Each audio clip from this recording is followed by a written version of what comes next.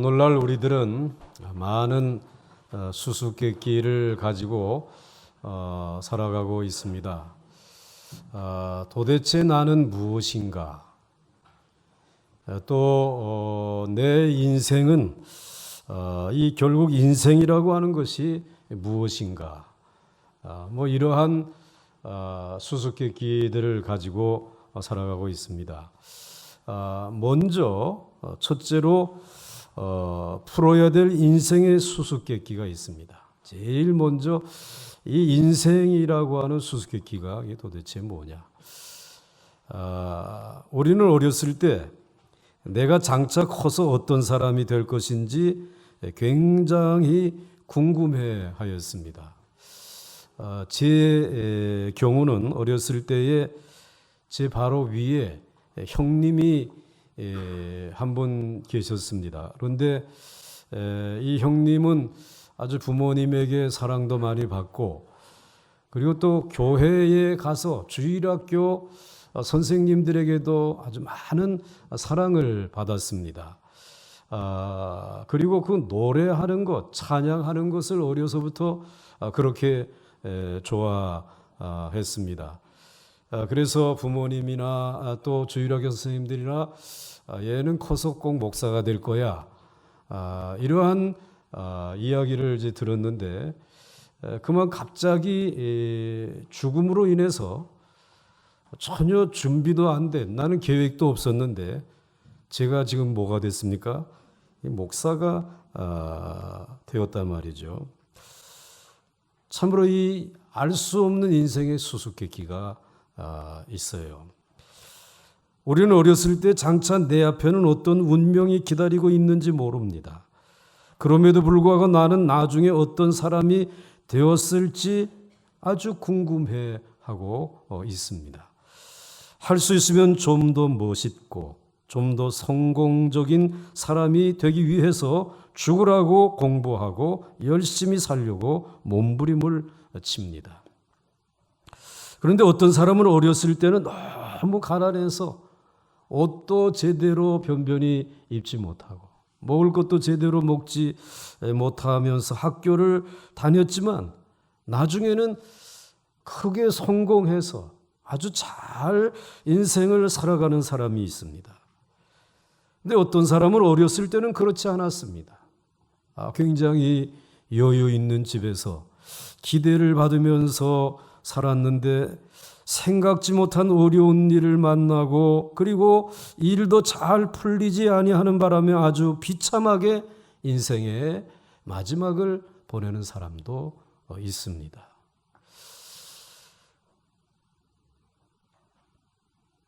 이렇게 우리의 인생은 좀처럼 풀리지 않는 수수께끼가 너무나 많다라는 것이죠. 그 은행에는 대형 금고가 있습니다. 은행에서 중요한 서류나 돈은 다 금고 안에 놓고 문을 잠급니다. 누구든지 그 금고 문을 열려고 하면 열쇠가 있어야 하고 또 비밀번호를 알아야 열 수 있습니다. 금고에 열쇠가 없고 비밀번호를 모르게 되면 절대로 그 금고는 열리지 않는 법입니다. 마찬가지로 우리 이 인생의 금고에 아주 많은 기대하는 것들이 들어있는데 그것을 가져다 쓰려고 하게 되면 내 인생의 금고의 비밀번호가 뭐냐, 내 인생의 금고의 이 열쇠가 무엇이냐, 이걸 알아야 되지 않겠습니까? 그 인생의 수수께끼를 먼저 풀어야 된다는 말이죠. 그 그리스 신화에 보면은 테베라고 하는 곳에 그 스핑크스라고 하는 괴물이 있었습니다. 이 괴물의 얼굴은 아주 아름다운 여인의 얼굴이에요. 그런데 몸은 아주 사나운 맹수 사자의 몸을 가지고 있습니다. 그런데 이 스핑크스는 지나가는 사람들마다 수수께끼를 내어가지고 그 수수께끼를 풀면 살려주지만 풀지 못하면 죽이는 것입니다. 어느 누구도 그의 수수께끼를 풀지 못했습니다. 그런데 한 번은 오이디푸스라고 하는 이가 그곳을 지나가는데 스핑크스가 수수께끼를 내었죠. 아침에는 4발로 걷는, 그리고 낮에는 2발로 걷고 저녁에는 3발로 걷는 짐승이 무엇이냐, 이렇게 물었습니다. 그때 이 오이디푸스는 인간이라고 대답을 했습니다. 왜냐하면 어렸을 때는 기어서 다니기 때문에 4발로 걷는다. 그런데 그 다음에 어른이 돼서 자라서는 걸어 다니니까 2발로 걷고, 늙어서는 지팡이를 짚고 걸으니까 3발로 걷는다라고 대답을 했습니다. 스핑크스는 너무 기분이 나빠가지고 스스로 높은 곳에서 떨어져서 죽었습니다. 그리고는 수수께끼를 푼 이 오이디푸스는 테베의 왕이 됩니다. 이 수수께끼 하나를 풀므로 인해서 인생이 역전되어진 것입니다. 잘 살 줄 알았습니다. 그러나 그 후에 이 오이디푸스는 자기 아버지를 죽이고 어머니와 결혼하는 운명을 가진 사람이 됩니다. 완전히 인생이 꼬이게 된 것입니다. 이 사람의 운명이 그렇게 꼬여졌습니다. 그래서 심리학자 프로이드 박사는 아들이 아버지를 싫어하는 성향, 남자들에게 해당되는 말이에요. 이 아들이 아버지를 싫어하는 이 성향을 가리켜서 웨디푸스 콤플렉스다라고 하는 말을 하고 있습니다. 어느 정도 남성들은 다 이 웨디푸스 콤플렉스가 있어요. 그 아버지와 좋지 못한 것을 평소에 풀지 못하다가 마지막에 그분이 돌아가실 때 풀면 건 다행히. 그렇지 않고 평생을 안고 있다가 숨을 거두는 이들이 많이 있죠. 여러분, 결국 우리는 이 세상에서 살아가는 자체가 수수께끼인 것을 알게 됩니다. 우리는 왜 이 세상에 태어났는지 모르는 채 살아가야 하고, 왜 결혼을 해야 하고, 왜 죽어야 하는지도 모르는 채 죽어야 하는 것입니다. 어떤 사람은 문학가가 되려고 했는데 집이 어려워서 장사를 하다 보니까 사업가가 된 사람이 있습니다. 어떤 사람은 음악가가 되려고 했는데 그만 결혼을 해서 아이를 키우는 평범한 가정주부가 된 경우도 있습니다. 사랑하는 성도 여러분, 아마 오늘 우리 사회에서 가장 성공한 사람들이나 정치인들에게 당신은 인생의 수수께끼를 풀었습니까? 라고 물어보면 아직도 풀지 못했기 때문에 이렇게 애를 쓰고 있다라고 대부분 대답할 것입니다. 놀라운 것은 세계적인 기업가나 정치인들이 개인적으로 몰래 점쟁이들을 만나서 인생의 문제를 풀려고 하는 예가 너무나 많다라고 하는 사실입니다. 우리 사회에서 점을 치는 사업이 점점 더 큰 시장이 되어 가고 있습니다. 대권을 꿈꾸는 정치인들은 물론이고 장사를 하는 사람, 실현당한 처녀 총각들, 진학을 앞둔 자녀들 둔 부모 등등 수많은 사람들이 점쟁이를 찾아가고 있습니다. 그 이유가 어디에 있을까요? 여전히 인생의 수수께끼를 풀지 못하였기 때문입니다. 사람들은 아무리 노력해도 안 되는 어떤 불가항력적인 한계가 있다라고 느끼고 있기 때문에 그 점쟁이들의 도움을 받으려고 하는 것입니다. 여러분들은 여러분들의 인생의 수수께끼를 풀었는지요? 둘째로 그리스도에 대한 수수께끼가 있습니다. 오늘 우리 인생의 수수께끼는 인생 자체만 가지고 아무리 씨름을 해봐야 답이 나오지 않습니다. 왜냐하면 우리 인생의 문제는 하나님의 계획이 나타나는 결과에 불과하기 때문입니다. 우리가 인생의 수수께끼를 풀기 위해서는 먼저 중요한 것은 그리스도의 신비를 풀어야 합니다. 이것이 가장 중요한 것입니다. 누구든지 그리스도의 신비를 푸는 사람은 사는 것이고 그리스도의 신비를 풀지 못하는 사람은 죽는 것입니다. 왜냐하면 그리스도 안에 우리 인생의 모든 문제에 대한 답이 들어있기 때문입니다.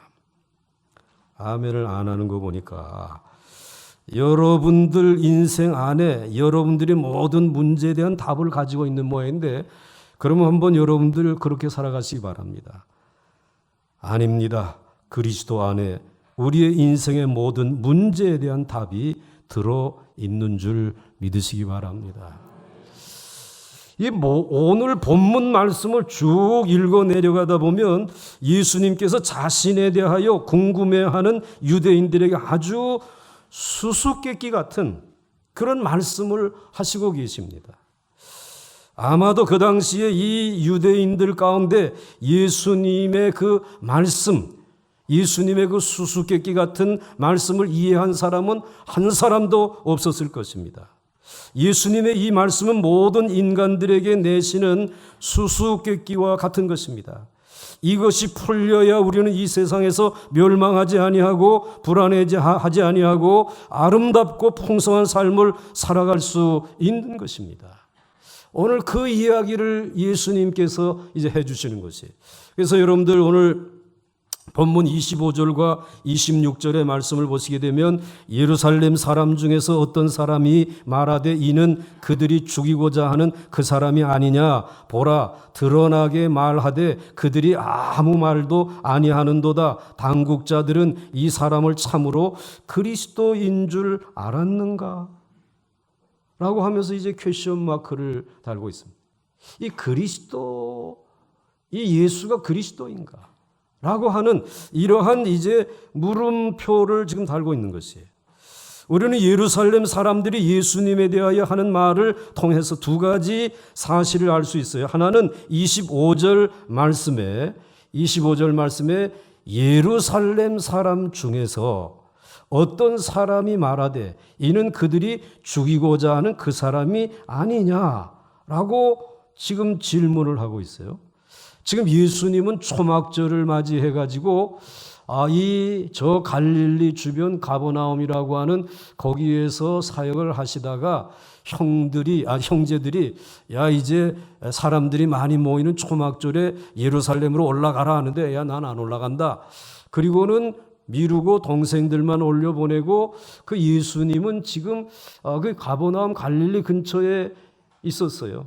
그러다가 갑자기 또 마음이 변하셔가지고 이 초막절 중간쯤 되었을 때에 예루살렘으로 올라간 것입니다. 예루살렘에 올라가 있을 때에 예루살렘 사람 중에서 어떤 사람이 말하되 이는, 즉 예수는 그들이 죽이고자 하는 그 사람이 아니냐, 이런 이야기를 지금 하고 있는 것입니다. 오늘 그들이라고 하는 것은 예루살렘 당국자들, 종교 지도자들, 그 유대인의 내노라 하는 권력을 가진 사람들이 바로 이 예수를 죽이고자 하는데 바로 그 사람이 오늘 여기 이 예루살렘에 올라온 예수가 아니냐, 이렇게 지금 묻고 있는 것입니다. 예루살렘의 당국자들이 예수님을 죽이려고 한다고 하는 사실이 많은 사람들에게 이미 알려져 있었던 것입니다. 단지 예수님의 제자들이나 갈릴리 사람들만 이 사실을 몰랐을 뿐이지 예루살렘에 사는 웬만한 사람들은 예루살렘 당국이 특히 이번 초막절에 예수님을 잡아서 죽이려고 한다고 하는 사실 정도는 다 알고 있었습니다. 공공연한 비밀이었습니다. 여기서 우리가 분명히 알 수 있는 것은 사실 유대 당국이 예수님을 죽이려고 결정적으로 벼르고 있었던 이때는 바로 초막절, 많은 사람들이 모여 있었던 때라는 것입니다. 자, 그 다음에 또 하나 26절에 보라 드러나게 말하되 그들이 아무 말도 아니하는도다. 당국자들은 이 사람을 참으로 그리스도인 줄 알았는가? 라고 한 것을 보면 이 예루살렘에 있던 사람들이 끊임없이 궁금해하고 있었던 것이 이 그리스도의 정체가 무엇이냐 말이야. 왜 죽이려고 하는 생각들을 가지고 있으면서도 왜 결단을 내려가지고 저 사람을 죽이지 못하는가? 그것은 저 사람들이 혹시 이 예수가 그리스도가 아닌가? 이렇게 생각하고 있는 게 아니냐. 그러니까 오늘 예루살렘에 있는 수많은 모든 사람들은 이 그리스도에 대해서 궁금한 수수께끼를 가지고 있었다라고 하는 말이에요. 자, 그래서 예루살렘 사람들은 예수님에 대하여 아주 말이 많았습니다. 즉 과연 예수가 그리스도냐 아니냐 하는 것이었습니다.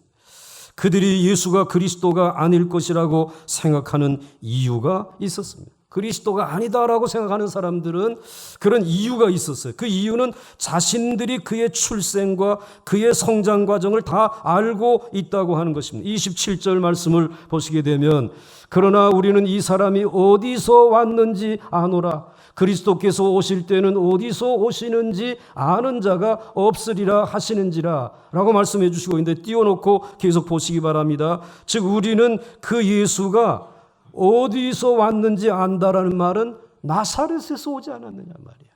그 갈릴리 주변에 있는 가버나움이라고 하는 곳에서 온 사람 아니냐. 이제 이것을 자기네들이 다 알고 있다는 것이. 그러니까 예수의 출생 과정과 성장 과정을 생생히 다 알고 있다는 것입니다.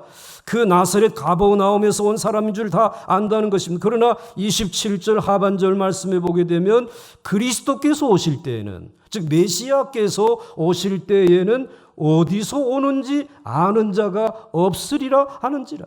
즉 구약 성경에 메시아가 올 때는 사람들이 알지 못하게 온다라고 예언되어져 있다라고 하는 것입니다. 그래서 말라기 3장 1절 말씀에 보게 되면 이렇게 말씀하고 있습니다. 만군의 여호와가 이르노라 보라 내가 내 사자를 즉 그리스도를 보내리니 그가 내 앞에서 길을 준비할 것이요 또 너희가 구하는 바 주가 갑자기 그의 성전에 임하시리니 즉 호련히 임하시리니 곧 너희가 사모하는 바 언약의 사자가 임하실 것이니라. 그러니까 그리스도가 오신다라고 하게 되면 우리가 알지 못하게 호련히 갑자기 와야 된다라는 거예요. 그래야 그리스도라는 것이. 그리고 이사야 64장 1절 말씀에 보게 되면은 원하건대 주는 즉 그리스도는 하늘을 가르고 강림하시고 주 앞에서 산들이 진동하기를 이사야 선지자의 예언해 보게 되면은 그분이 오실 때에는 하늘이 갈라지고 그리고는 또 이 땅에 있는 산들이 진동하는 대단한 이 신비를 가지고 또 대단한 이와 같은 능력을 가지고 오신다라는 것이에요. 그런데 저 나사렛에서 온 이들, 온 이 저 예수 우리가 알지 않느냐 말이에요.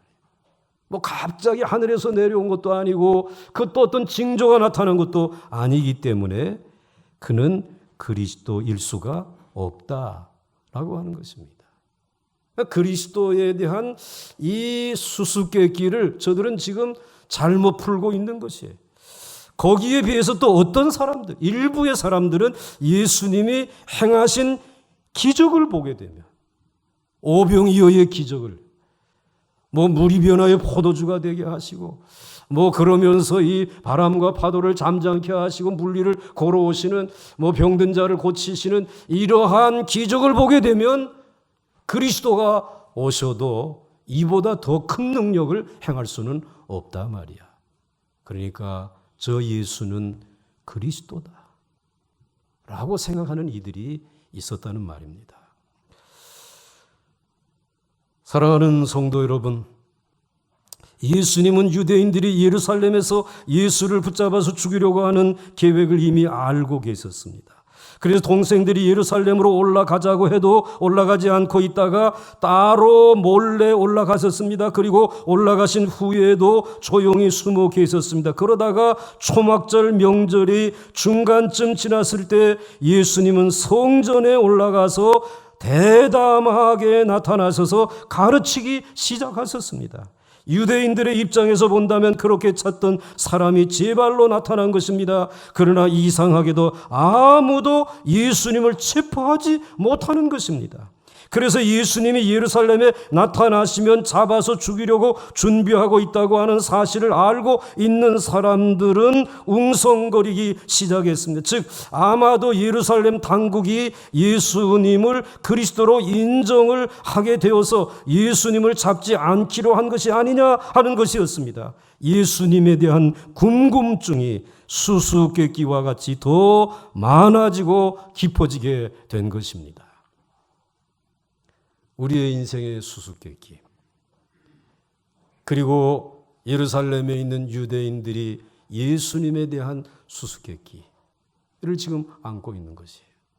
자, 그런데 오늘 이 본문에 여기에 기록되어져 있는 것은 마지막으로 세 번째로 불가항력적 힘이신 그리스도를 소개해 주시고 있다라는 것입니다. 그러니까 예수님의 삶에는 사람들의 힘으로는 도저히 이해할 수 없는 불가항력적 힘들이 나타났던 적이 여러 번 있었습니다. 여러분 누가복음 4장을 읽어보시게 되면 예수님께서 세례를 받으시고 제일 먼저 찾아가서 복음을 전한 곳이 자기의 고향입니다. 가버나움 땅에 가서 고향 사람들이니까 다 자신의 말씀을 잘 들을 것이라고 판단을 하시고 그곳에 찾아갔는데 복음을 잘 받아들이지 않았습니다. 예수님은 이러한 반응을 보면서 가버나움 사람들의 믿음이 이방인들보다 못하다라고 책망을 했습니다. 누가복음 4장 24절에 또 이르시되 내가 진실로 너희에게 이르노니 선지자가 고향에서 환영을 받는 자가 없느니라. 이 말씀을 하시면서 섭섭한 마음을 가지셨단 말이죠. 자, 그런데 그러면서 여기에서 끝나지 아니하시고 예수님께서 계속 말씀하시기를 엘리야 시대에 얼마나 흉년 때문에 어렵지 않았냐.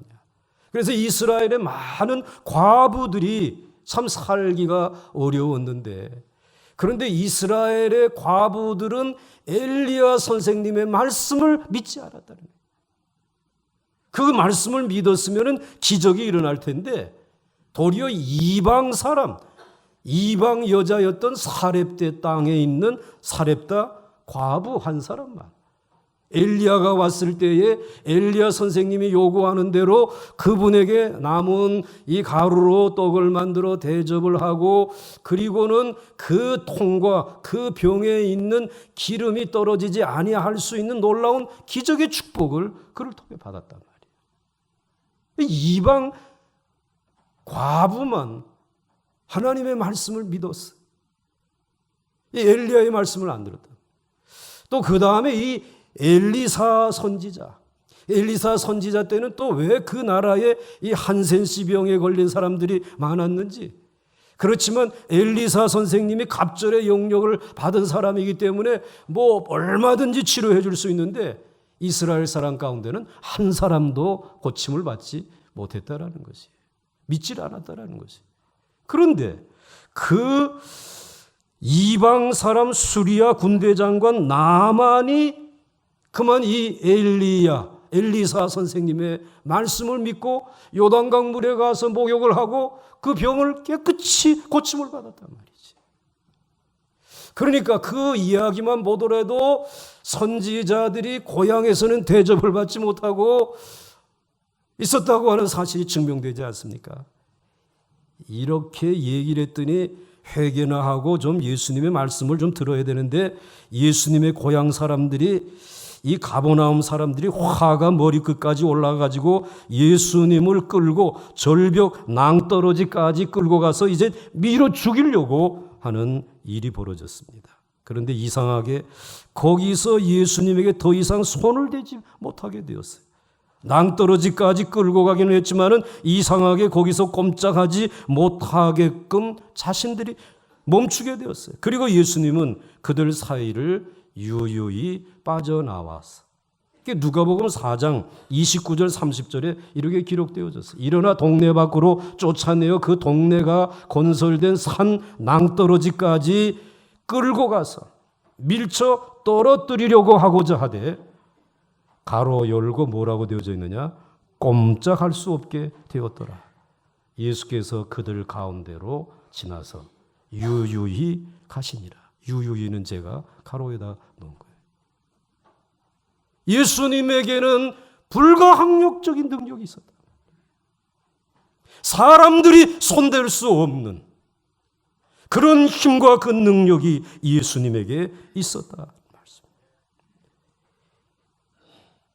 요한복음 8장에도 보면 간음하다가 붙들려 한 여자가 있잖아요. 그래서 모든 사람들이 돌을 들어서 이제 그 여자를 쳐서 죽이려고 할 때였습니다. 그때 예수님께서는 누구든지 죄 없는 자가 돌을 들어 여자를 치라고 하셨을 때에 모두가 알 수 없는 힘에 찔려서 돌을 버리고 그곳을 떠났던 적이 있습니다.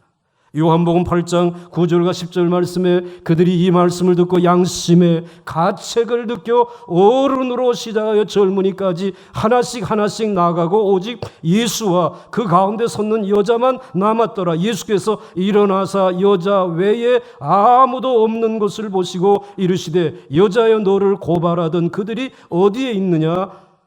나도 너를 정죄한 자가 없느니라.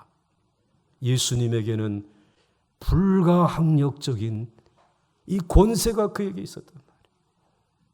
돌을 들고 있는 이들의 양심을 찌르는 이런 분명한 위대한 권세가 그에게 있었단 말씀이에요. 그런데 이번 초막절에 모든 예루살렘 당국자들이 다 이번에 예수를 죽인다라고 판단을 하고 예루살렘에 있는 사람들도 다 그렇게 알고 있는데, 그런데 예수님을 잡아 죽일 줄 알았는데 죽이지 못하더라는 것입니다. 이상하게 예수님을 잡을 수가 없었습니다. 그 이유가 어디에 있을까요? 그것은 뒤에는 하나님의 강권적인 손이 유대인들의 목덜미를 붙잡고 있었기 때문이고 예수님에게는 불가항력적 힘이 있었기 때문인 줄 믿습니까? 여러분, 우리의 인간들은 우리가 계획을 잘 세워놓고 최선을 다하면 이루어질 것이라고 생각합니다. 그러나 인간의 삶을 보면 우연의 변수에 의해서 삶의 길이 달라지는 것이 너무나도 많고 그 중에서는 사람의 힘으로는 도저히 통제할 수 없는 일들도 수없이 나타나고 있다라는 것입니다. 우리들의 생각으로는 A 더하기 A B 하게 되면 A, B가 되어져야 되는데, 그런데 A 더하기 B의 가로를 쳐놓고 앞에 변수가 하나 있다라는 것이, 그 변수가 우연의 변수라는 거예요. 우연의 변수가 없다면 A 더하기 B 하게 되면 그만큼 되겠지. 여러분의 인생이 계획한 대로 다 되어질 것이에요. 그런데 여러분이 그렇게 계획하고 준비하고 투자하고 보내놓았지만, 그러나 여러분 그 가로 앞에 우연의 변수가 있다. 여러분의 인생에 생각지 아니한 우연의 변수가 있어 여러분의 인생이 여러분의 생각대로 되어지지 않는다라는 것입니다.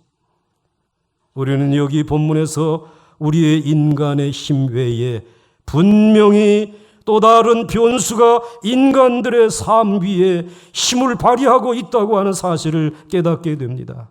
그러나 그 힘이 구체적으로 어떤 것이냐고 물어보게 되면 아무도 대답하지 못할 것입니다. 그러나 이것은 단순한 우연이 아니라 이것은 하나님께서 개입하시는 일인 줄 믿으시기 바랍니다.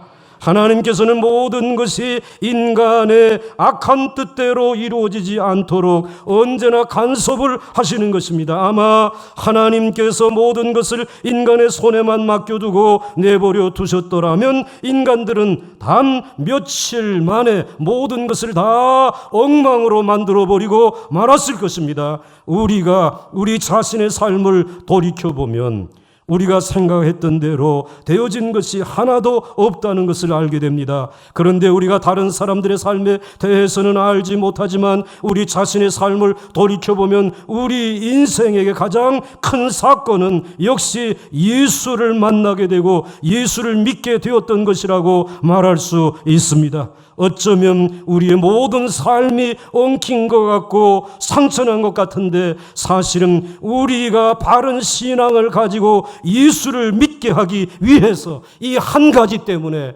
하나님께서 우리의 인생의 실타래를 잠시 꼬아놓은 것이 아니냐 말이죠.